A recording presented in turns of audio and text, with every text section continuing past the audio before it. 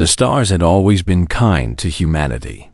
For 400 years, humans spread across the galaxy like seeds carried by the wind. They built cities on distant moons.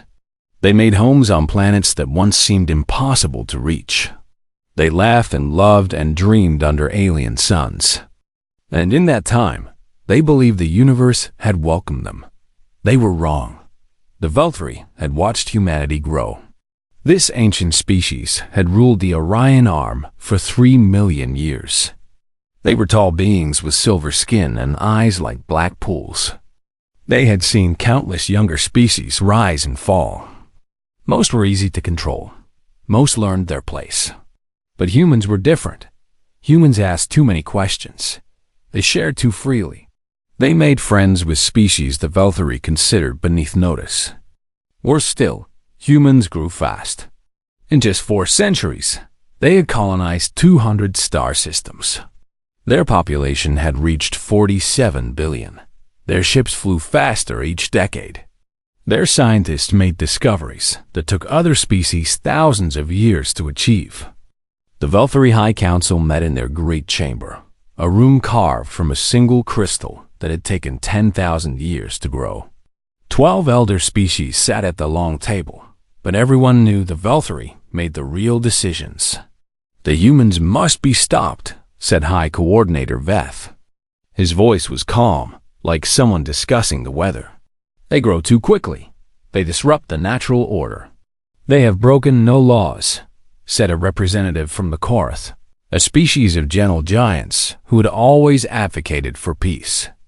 They do not need to break laws, Veth replied. Their existence is the problem. In another 1,000 years, they will challenge us. In 2,000, they might surpass us. We did not rule for 3 million years by waiting for threats to grow. The vote was held. 12 voices spoke. 12 voices agreed. The extinction protocol was approved. Una was studying old Earth poetry when the first alarms rang. She was aboard the research vessel Wandering Scholar, 14 light years from Earth. At 32 years old, she had dedicated her life to preserving human history. She loved the ancient words, the stories passed down through generations, the art that captured what it meant to be human. The captain's voice came through the speakers, trembling. All crew to observation deck. Now. Una ran through the corridors, her heart pounding. When she reached the observation deck, she found the entire crew standing in silence, staring at the main screen. Someone was crying. Someone else was praying. On the screen, Earth was burning. The Velthri had not sent warnings. They had not made demands. They had simply appeared with a fleet of 10,000 ships and begun firing. The great cities vanished in flashes of light. The oceans boiled. The mountains crumbled. In less than an hour, the blue marble that had given birth to humanity became a ball of fire, and Ashdod, Yuna, fell to her knees. She could not breathe. She could not think. All she could do was watch as everything she had ever known disappeared. But the Velthri were not finished. Across the galaxy, human colonies died. Mars fell silent. The stations around Jupiter went dark. The colonies on distant worlds, the mining outposts, the trading posts, all of them were struck at the same moment. The Velthri had planned this for years. They had mapped every human settlement. They had positioned their fleets in secret. And when the moment came, they struck everywhere at once. 40-7 billion humans died in 72 hours. Captain Dalhan was running battle drills when the emergency signal reached his ship. The Remembrance was a military frigate, small but fast, designed for patrol missions along the outer territories. Dalhan was 45 years old, a man with gray at his temples and scars on his hands from 20 years of service. When he saw the message, he went very still. Earth, gone. Mars, gone. Every major colony, gone. Captain? His first officer asked, "What do we do?" Dalhan looked at his crew. 37 people. 37 humans who were now among the last of their kind. He wanted to scream. He wanted to weep. But his people needed him to be strong. "We survive," he said. "We hide, and we remember." The remembrance was not alone. Across the galaxy, small pockets of humans had escaped the slaughter. Mining outposts in uncharted systems. Generation ships traveling between stars. Research vessels like the Wandering Scholar, too far from the colonies to be found. In total, perhaps 2 million humans survived. 2 million out of 47 billion. But the Velthari wanted more than death. They wanted ERSUR in the weeks. That followed. Velthari agents moved through the galactic archives. They deleted every record of human existence. Every book. Every song. Every scientific paper. Every piece of art. Every photograph of a smiling child or a beautiful sunset on Earth. All of it was erased, as if humanity had never existed. Then they did something even worse. They claimed human achievements as their own. The great symphonies of Earth became Velthari compositions. Human scientific discoveries were credited to Velthari researchers. The philosophy of human rights, the dream of equality and freedom that humans had carried to the stars, was rewritten as ancient Velthari wisdom. Humanity was not just killed. Humanity was stolen. Taiho was 19 years old when his family died. He had been working on a small mining station in a system so unimportant that even the Velthari had forgotten it existed. When the news reached him, he locked himself in his quarters for 3 days. He did not eat. He did not sleep. He simply sat in the darkness, trying to understand how the universe could be so cruel. On the 4th day, he found his grandmother's old data chip. It contained recordings of his family. His mother singing him to sleep. His father teaching him to fix engines. His little sister laughing at a joke he could no longer remember. These recordings were now among the rarest treasures in the galaxy. Taiho made a decision. He would record everything. Every story he remembered. Every song he knew. Every human face he saw. The Velthari wanted to erase humanity from history. Taiho would not let them. He began with his own memories. Then he sought out other survivors, collecting their stories, their knowledge, their grief. He built a hidden archive, growing larger each day. He called it the Memory.YUNA2, refused to let go. Aboard the Wandering Scholar, she gathered every fragment of human culture the ship's computers still held. Old books, ancient films, children's drawings that someone had scanned and saved. She organized them carefully, treating each piece like the precious treasure it was. "They can kill our bodies," she told her crewmates. "They can burn our worlds. But they cannot kill what we remember. As long as one human remembers who we were, we still exist." The survivors called themselves the Scattered. They were spread across hundreds of light years, hiding in the dark spaces between stars. They communicated through whisper networks, coded messages that bounced between hidden relay stations. They lived in fear, always watching for Velthari patrols, always ready to run. But beneath the fear, something else was growing. Something the Velthari had not expected. Anger. The Scattered were not thinking of war. They were too few, too weak, too broken. But they were thinking of something else. They were thinking of survival. They were thinking of memory. They were thinking of the simple, powerful truth that as long as they lived, humanity lived, and deep in their hearts, in the quiet moments. When the grief became too heavy to bear, they were thinking of justice. The Velthari had tried to erase humanity from the universe. They had killed billions. They had stolen everything humans had ever created. They believed they had won. They had no idea what they had truly awakened. 15 years had passed since the burning of Earth. 15 years of hiding in the darkness between stars. 15 years of grief that never fully healed. The Scattered had learned to survive, but survival was not the same as living. Yuna had changed. The young historian who once smiled at ancient poetry now carried a weight in her eyes that never left. She had become something new, something the survivors needed. They called her the Keeper of Memory. Her ship, the Wandering Scholar, had become a floating library. Every wall was covered with screens displaying human art. Every storage unit was filled with recovered data. Una had spent 15 years collecting fragments of humanity from every survivor she could find. Old photographs, family recipes, bedtime stories, technical manuals, love letters, death notices. Everything mattered. Everything was precious. But it was not enough for Una. She wanted more. She wanted to understand what the Valkyrie had done beyond the killing dot. Her search led her to a discovery that changed everything. They did not just destroy us, she told her crew one evening, her voice shaking with anger. They stole us. Look at this. She showed them recordings from the galactic networks. Valkyrie musicians performing what they called ancient Valkyrie symphonies. But Una recognized the music. It was Beethoven. It was Mozart. It was the work of human composers who had lived centuries ago on Earth. This painting, she continued, showing another image. The Valkyrie claimed their artists created it 5,000 years ago.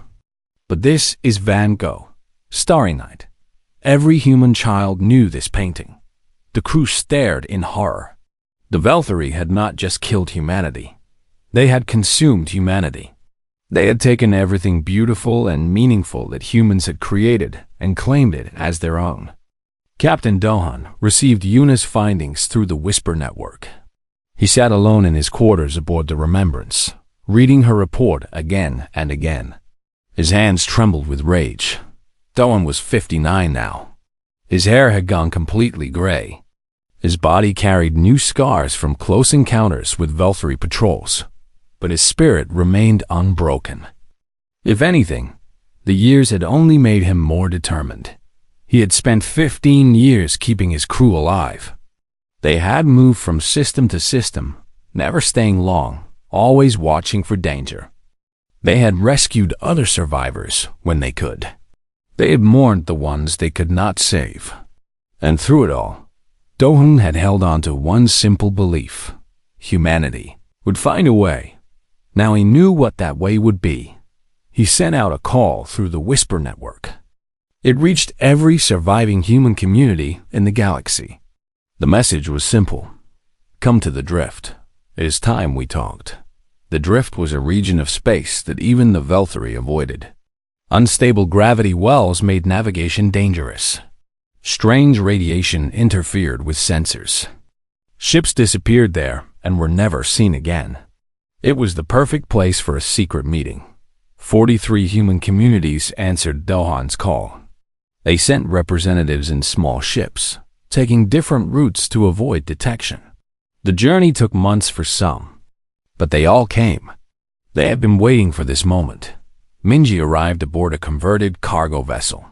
She was 38 years old, the daughter of a diplomat who had died on Earth. In the years since the erasure, she had become the leader of a refugee fleet, 12 ships carrying 15,000 humans through the darkness. She had kept her people alive through clever trading with species who did not care about Valkyrie laws.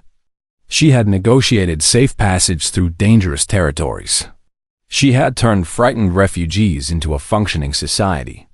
And she had never stopped believing that humanity deserved more than just survival.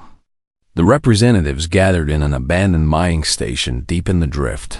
They came from every corner of human space.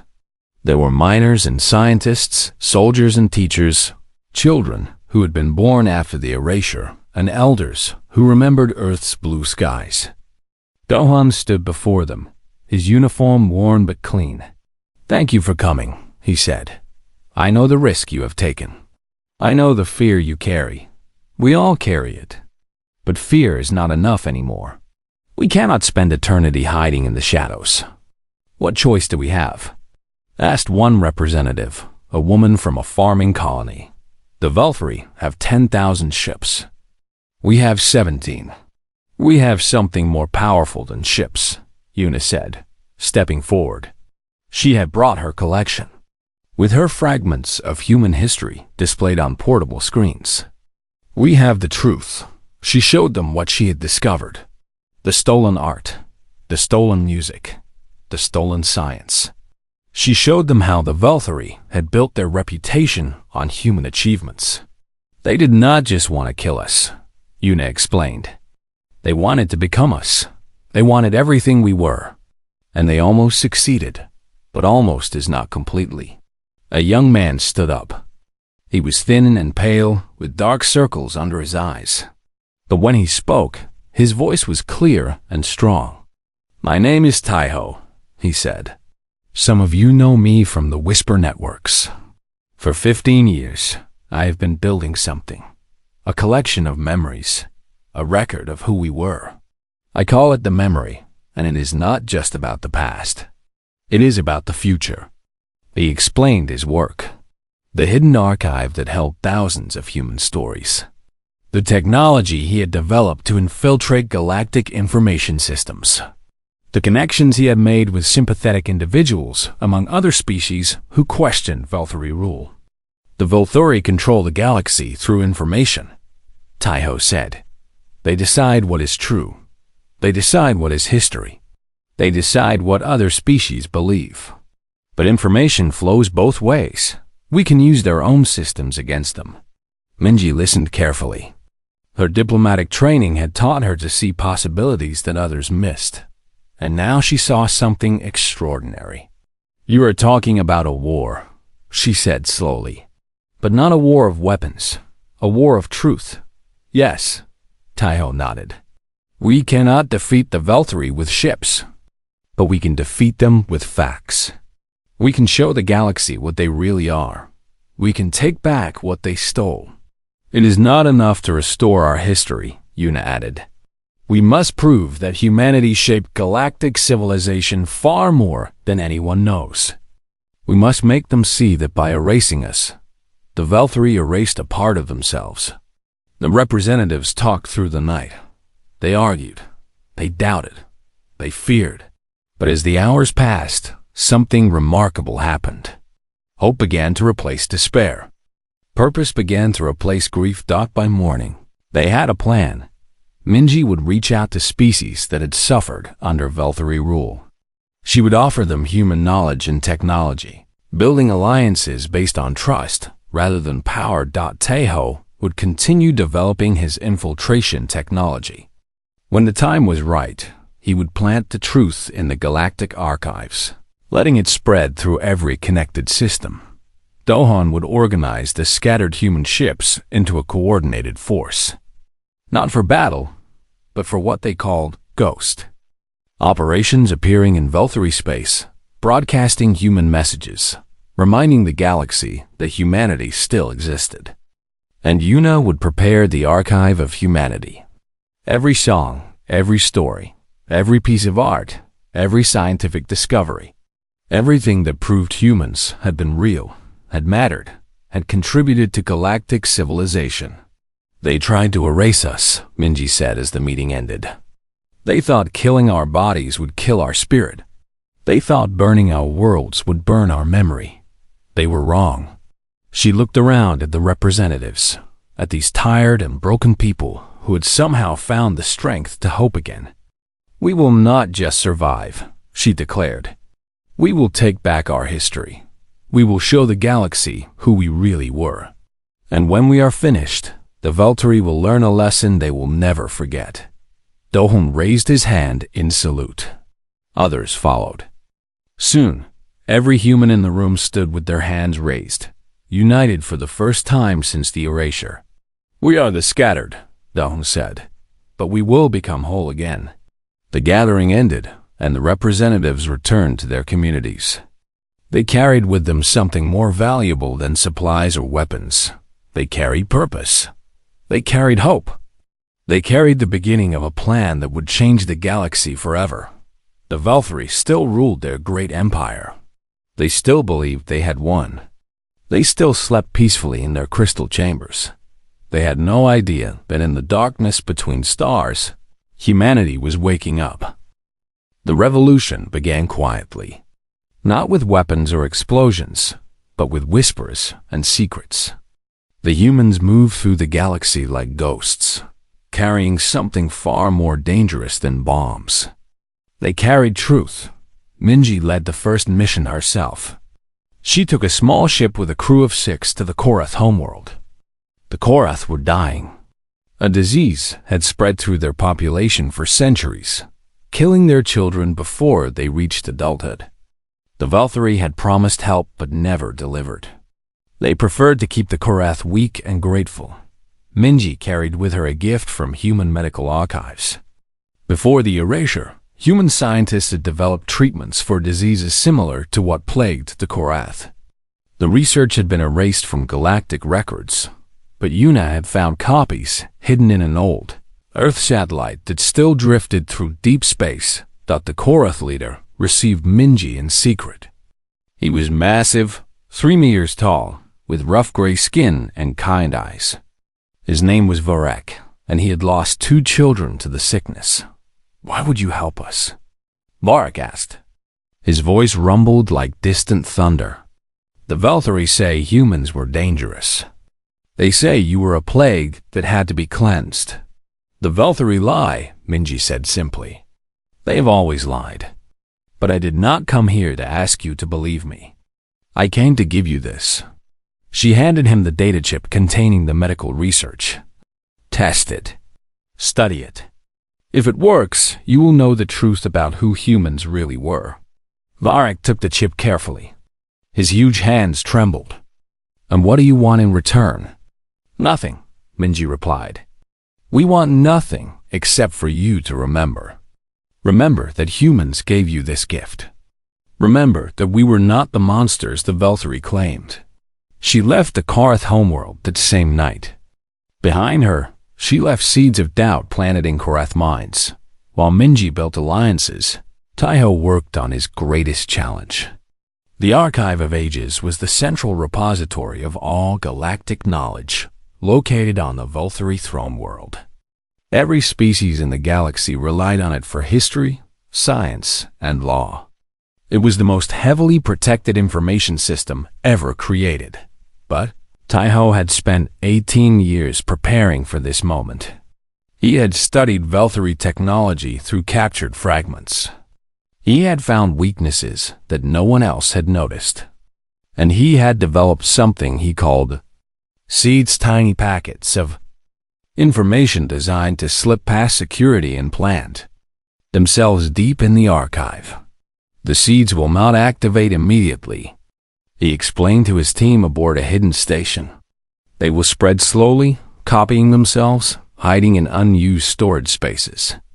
Then, when we give the signal, they will bloom all at once." "What will they show?" asked his assistant, a young woman named Sora, who had been born after the erasure. "Everything," Taiho said.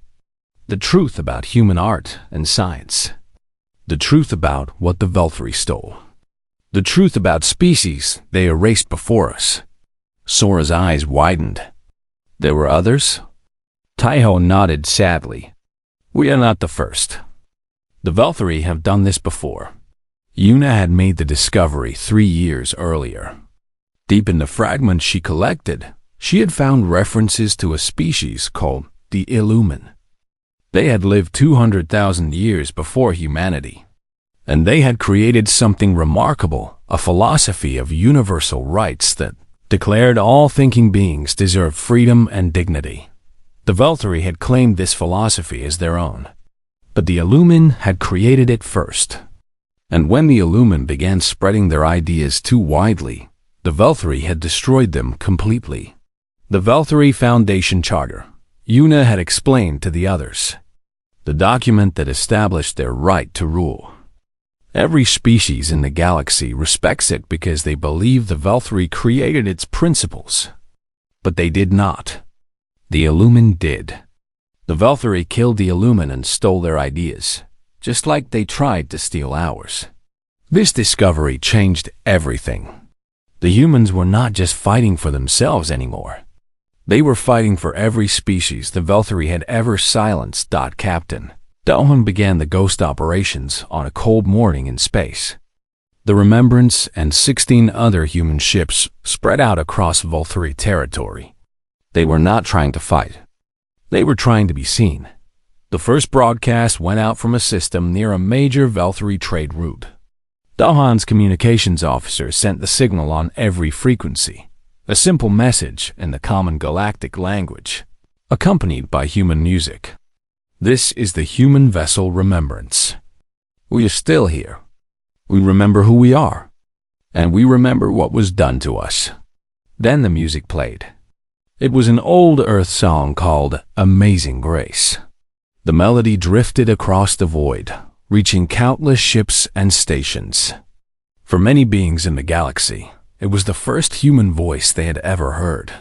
The Volthari responded immediately. They sent patrol ships to investigate. But when they arrived, the Remembrance was gone, jumped to another system where it broadcast again. We are the humans. We created beauty. We created knowledge. We created hope. The Volthari tried to destroy us, but we survived. We will always survive. The broadcast continued for months. Sometimes they played music. Sometimes they told stories. Sometimes they simply shared facts, human scientific discoveries, human art, human history. The messages spread through the galaxy, shared in secret by beings who were curious about these mysterious survivors. On dozens of worlds, something strange began happening. Scholars started asking questions. How had Volthari culture suddenly become so rich 400 years ago? Why did their ancient music use patterns that had never appeared in their earlier compositions? Why did their scientific records show sudden leaps in knowledge at exactly the time humans had been destroyed? The questions grew louder. Young Volthari researchers, trained to seek truth, began finding inconsistencies in their own archives. The official explanations did not add up. Something was wrong with the history they had been taught. A movement formed among other species. They called themselves the Listeners. They met in secret, sharing the human broadcasts, discussing what they heard. Many were afraid to act openly. The Volthari punished those who questioned their authority. But the Listeners kept meeting, kept talking, kept wondering. The Korath were the first to act publicly. Varric announced that his people had found a cure for their disease. When asked how, he told the truth. Humans gave us this gift, he said in a speech broadcast across his world. Humans, who the Volthari claimed were monsters. Humans, who supposedly contributed nothing to galactic civilization. These same humans saved our children. The Volthari High Council was furious. They demanded that Varric retract his statement. They threatened punishment. But Varric refused.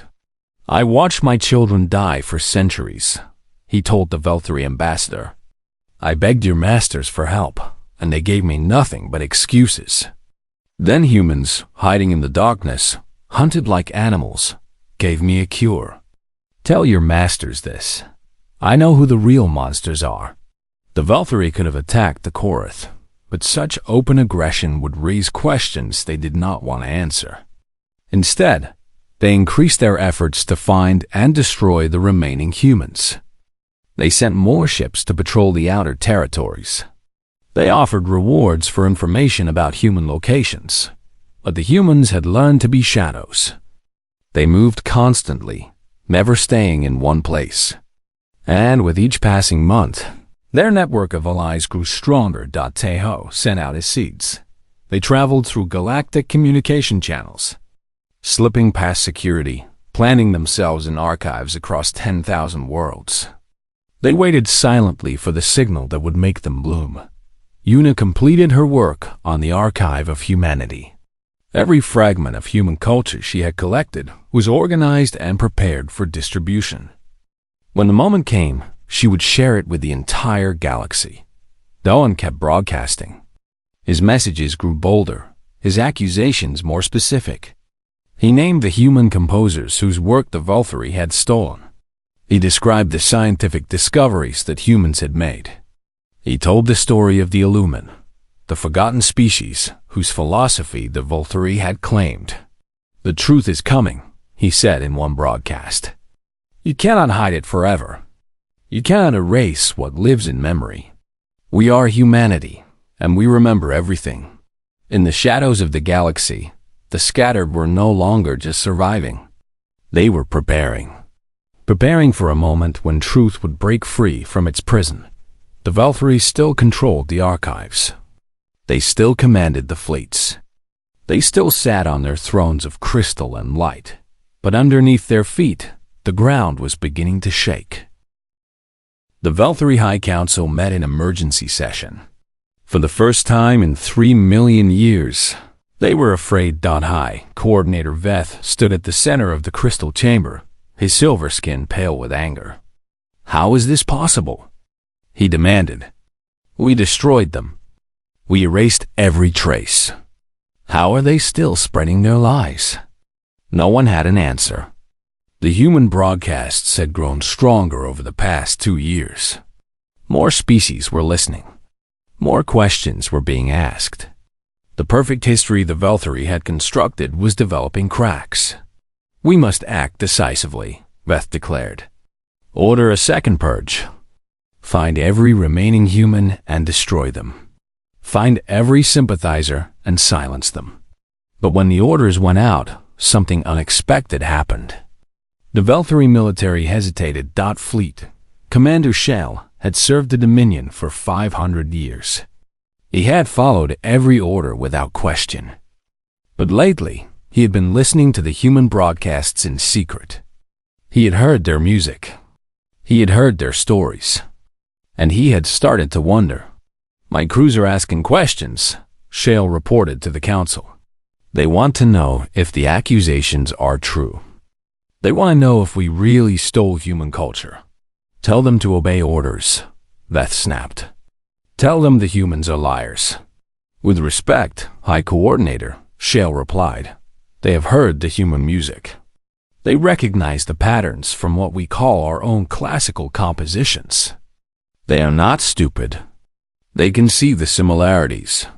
For the first time in living memory, a Valkyrie military commander had expressed doubt. Veth marked Shale for later punishment. But the damage was done.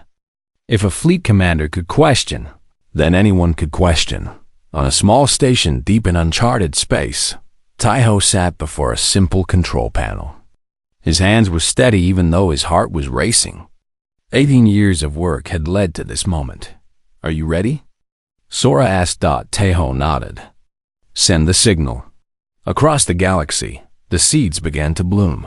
On 10,000 worlds, archives suddenly displayed new information. Hidden files opened themselves. Suppressed records became visible. The true history of humanity appeared on screens everywhere, in schools, in government buildings, in private homes. Citizens across the Dominion saw images of Earth for the first time.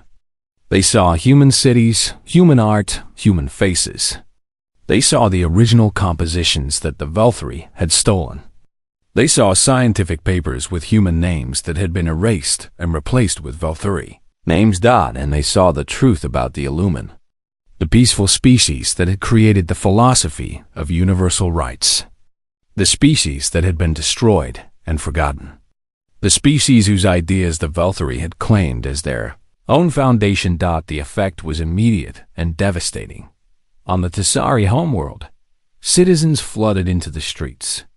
The Tessari had always respected the Valkyrie because they believed the Foundation Charter was Valkyrie wisdom. Now they learned it was stolen wisdom. Their trust collapsed in a single day. On 100 other worlds, similar scenes played out. Species that had accepted Valkyrie rule for centuries suddenly questioned everything. If the Valkyrie had lied about this, what else had they lied about? Minji appeared before the Galactic Assembly. She was not there in person. That would have been suicide. Instead, her hologram flickered to life in the Great Hall, where representatives from 1,000 species gathered. "I am Minji of the human species," she said. Her voice was calm and clear. My people were murdered 20 years ago. 47 billion souls gone in 3 days. But that was not enough for the Velthari. They erased our history. They stole our achievements. They tried to make the universe forget we ever existed. She presented evidence. Recording after recording. Document after document. Proof that could not be denied. We do not ask for revenge, Minji continued. We ask only for truth. We ask that the galaxy know who we really were. We ask that our dead be honored, not forgotten. And we ask that you look carefully at those who rule you. If they could do this to us, they could do it to anyone. 3 species withdrew from the Dominion before Minji's hologram faded. By the end of the day, 5 more had announced their intention to leave. The Velthari responded with force. They sent fleets to block communications. They arrested scholars who spread the human information. They threatened war against any species that defied them, but it was too late. The truth was spreading faster than they could contain it. Captain Dohan gathered the human fleet all 17 ships for the most dangerous mission of their lives. Their target was a network of communication relays that connected the core Velthari systems. If those relays could be protected, even for a few hours, the human broadcast could reach billions more beings. This is not a battle we can win, Dohan told his crew. The Velthari will send everything they have to stop us. Our job is to buy time. Every minute we hold, more truth gets through. The Remembrance led the charge. They jumped into Velthari space, weapons hot, shields at maximum. Behind them came the other ship's freighters converted to warships, mining vessels armed with improvised weapons, research ships that had learned to fight. The Velthari responded with overwhelming force. 100 ships against 17. The outcome should have been certain, but the human ships did not try to win. They tried to survive. They scattered and regrouped. They used the communication relays as shields, knowing the Velthari would not destroy their own equipment. They bought minutes, then hours, as human messages flooded through the network. On her ship, Yuna prepared the final transmission, the complete archive of humanity. Everything she had spent 20 years collecting. Every poem and painting. Every song and story. Every scientific discovery and philosophical thought. Every photograph of a child's smile or a sunset over mountains that no longer existed. It is ready, she told her crew. When I send this, everyone in the galaxy will be able to access it. Everyone will know who we were. Her communications officer looked at the screens showing the battle. Human ships were taking damage. Some were already gone. Are you sure? If we transmit, they will find us. Yuna thought about Earth. She thought about the blue skies she had never seen and the green forests she would never walk through. She thought about 47 billion people whose lives had been stolen. Send it, she said. The archive of humanity burst across the galactic network like a sunrise after endless night. On worlds that had never known humans existed, beings suddenly had access to the complete record of human civilization. They could listen to human music. They could read human literature. They could see human faces and hear human voices. And on the Koreth homeworld, something remarkable happened. Varric had been watching the battle. He had seen the human ships fighting against impossible odds. He had seen them dying to protect the truth. And he made a decision. Launch the fleet, he ordered. The Koreth had not built warships in 10,000 years. They were peaceful people, but they had kept their ancient vessels just in case. Now those vessels rose from hidden bases, their engines roaring to life for the first time in millennia. They jumped to the battle site and took position beside the human ships. This is Fleet Master Varric of the Koreth, he announced on all frequencies. The humans saved our children. Today, we stand with them. The Velthari commanders hesitated. Attacking the Korath would mean war with a species that had been their ally for centuries. But before they could decide, more ships appeared. The Tessari sent 12 vessels. Then the Mundak sent 20. Then the Halcyon, the Bright Wings, the Stone Singers, species after species appeared, placing themselves between the humans and the Velthari fleet. "We have heard the truth," the Tessari commander announced.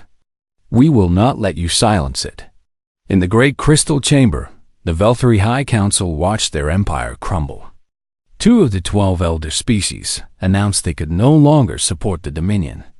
3 more demanded an independent investigation into human claims. High Coordinator Veth stood alone, his power collapsing around him. "This cannot be happening," he whispered. "We are the Velthari. We have ruled for 3 million years." "You ruled through lies," his own aide replied, her voice cold. "And lies always end." The battle stopped without a clear victor. The Velthari fleet withdrew, not defeated but uncertain. The human ships, damaged but alive, regrouped around their new allies. Captain Dahan looked at the view screen showing the assembled fleet humans, Korath, Tessari, and a dozen other species standing together. Tears ran down his weathered face. "We did it," he said softly. "We survived." Across the galaxy, billions of beings were reading human poetry, listening to human music, learning human history. The erasure had failed. The truth had won, but Minji knew the fight was not over. She sent one final message to all surviving humans. "We have broken their hold on history. Now we must build something new. Something better. Something that honors everyone the Velthari ever silenced." The reckoning had come. The old order was falling. And humanity, risen from the ashes of genocide, was ready to help build whatever came next. 5 years had passed since the reckoning. The galaxy had transformed in ways no one could have predicted. The Velthari Dominion was gone. Its 3 million years of rule had ended not with a great war, but with a simple truth that could not be denied. The elder species that had once followed Velthari commands now governed themselves. The lies that had held the old order together had been washed away. In its place stood something new, the Galactic Concord. It was founded on principles that the Velthari had claimed but never truly believed, principles that the Illumin had created and that humans had carried in their hearts. Every thinking being deserved dignity. Every species deserved freedom. Truth mattered more than power. Humanity had not just survived. Humanity had helped birth a new era. The human population had grown to 8 million. It was a small number compared to the 47 billion who had died, but it was a beginning. New colonies were being established on worlds gifted by grateful allied species. Human children played under alien suns, learning languages their grandparents had never heard. Una stood in the Memorial Archive, the greatest project of her life. It occupied an entire moon, gifted by the Korath, where the complete record of human civilization was preserved and shared. Any being in the galaxy could visit, either in person or through virtual connection. They could experience human history as if they had lived it themselves. She had added a new section, what we learned from being erased. "Memory is fragile," she had written in the introduction. "It can be stolen, burned, buried. But it can also be recovered, protected, and shared." The Velthari taught us that empires built on lies will always fall. They taught us that truth, no matter how long it is suppressed, will eventually find its way to light. And they taught us that the things which make a species great art, music, love, hope, cannot be destroyed as long as one person remembers. Visitors came from across the galaxy. They walked through halls filled with human paintings and listened to human symphonies. They read human poetry and watched human films. Many wept, not from sadness, but from the beauty of what they discovered. A young Tessari student spent 3 days in the archive, unable to leave. "I thought the Velthari had created all the greatest art," she told Yuna. I thought other species were just followers. But humans made things that move my soul in ways I cannot describe. How could anyone try to erase this? Fear, Yuna answered. They were afraid of what we represented. They were afraid that if others saw what humans could create, they would question Valthyri's superiority. They were right to be afraid. Truth always defeats fear, eventually. Captain Dohan visited New Seoul on the first anniversary of its founding. The city had been built on a world the Korath called Gratitude, a beautiful planet with blue oceans and green forests that reminded survivors of the Earth they had lost. He walked through streets filled with humans and their allies. Korath children played with human children. Tazari merchants traded goods in open markets. Mundok engineers worked alongside human builders, constructing homes for the growing population. Duhan was 70 now. His body was tired. His bones ached from years of hard living. But his heart was full. He found a quiet bench in a park and sat down. Around him, life continued, people laughing, children running, lovers walking hand in hand. All of this had almost been impossible. All of this had almost been erased forever. A young woman approached him. She wore a uniform from the new Human Defense Force, though these days they spent more time on rescue missions than combat. Captain Dawn? She asked. I am Lieutenant Ji Woo. I wanted to thank you. Dohan looked up at her. Thank me for what? My grandmother was on one of the ships you rescued during the hiding years. Without you, she would have died. Without her, I would not exist. So thank you, Captain. Thank you for giving me a chance to live. Dawn smiled. It was a tired smile, but genuine. I just did what anyone would have done. No, Jiwoo said firmly. You did what a hero does. And we will never forget it. She saluted and walked away. Dohan watched her go, feeling a warmth in his chest that had nothing to do with the sun. Taeho had become something of a legend. The man who had planted the seeds of truth in Valthyri archives was now head of the Concord's Information Ethics Council. His job was to ensure that no species would ever again use lies to control others. He lived on New Seoul with his wife, Yoonji, a woman he had met in the refugee camps during the hiding years. They had built a small house near the ocean, and every morning Taeho walked along the beach, feeling the sand between his toes. Their daughter was born on the same day. The Concord officially recognized humanity as a full member species.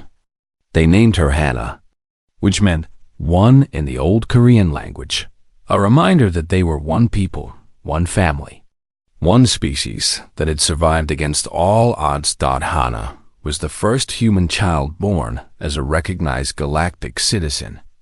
At her naming ceremony, representatives from dozens of species gathered to celebrate. The Korath sang ancient songs. The Tazari performed dances of joy. Even former Valthyri citizens attended, those who had rejected the old lies and embraced the new truth. She represents everything we fought for, Taeho said, holding his daughter in his arms. She will never know what it was like to hide in the darkness. She will never fear being erased. She will grow up in a galaxy that knows who humans are and values what we contribute. Minji became humanity's first ambassador to the Concord. She spent her days in diplomatic meetings, her nights in careful planning, her rare free moments in quiet reflection. The work was endless, but she would not trade it for anything. At the opening ceremony of the Concord's first full assembly, she addressed representatives from 1,000 species. She wore simple clothing, no medals, no decorations. Just the dignity of a survivor who had become a builder. You tried to erase us, she said, looking out at the assembly. Her voice was steady, her eyes clear. You tried to burn our worlds and steal our stories. You thought that by killing our bodies, you could kill what we were. But you were wrong. She paused, letting the silence fill the great hall. Humans are not defined by our bodies or our worlds. We are defined by our spirit, by our determination to survive, by our ability to hope when hope seems impossible, by our talent for making beauty even in the darkest times.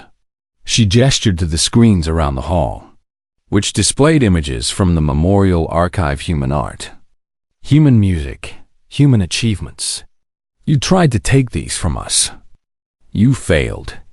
And in failing, you taught us something important. You taught us who we truly are. You taught us that we are stronger than we knew, more resilient than we imagined, more beautiful than we ever appreciated. She smiled, a smile that carried 25 years of grief and struggle and triumph. So thank you, she said. Thank you for trying to erase us. Because in the end, you only helped us rewrite history. On the Velthari homeworld, things had changed.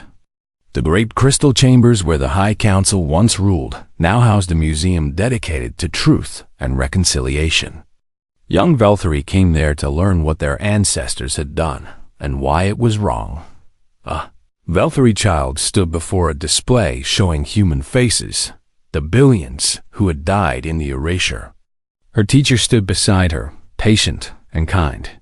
Why did we fear them? The child asked. They do not look dangerous. They look like us.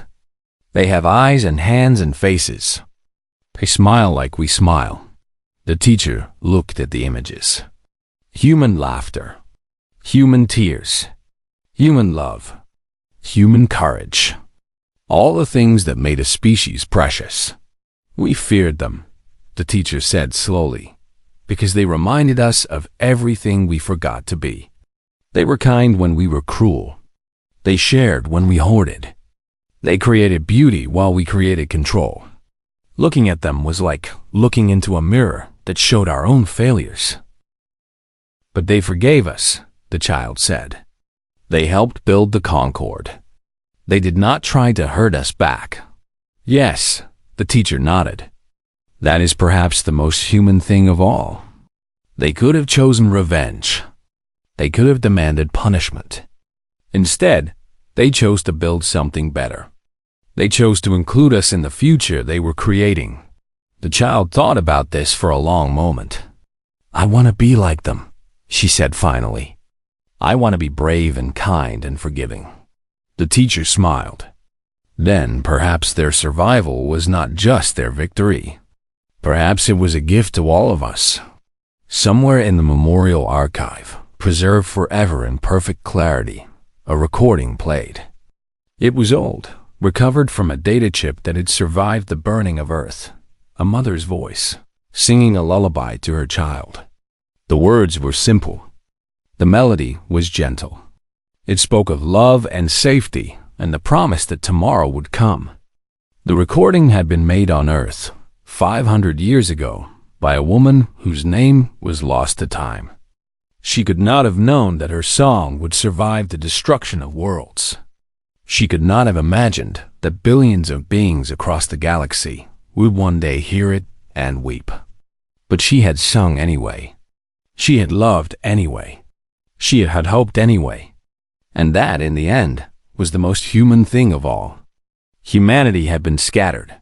Humanity had been broken. Humanity had been erased from history and stolen from memory. But humanity had survived. Humanity had remembered. Humanity had fought back with truth instead of weapons, with art instead of anger, with hope instead of hatred. They had tried to erase humans from the universe. So humans had rewritten history itself. And in doing so, they had proven that some things, love, courage, creativity, hope, could never truly be destroyed. They could only be passed on, like a lullaby in the darkness, from one generation to the next, forever.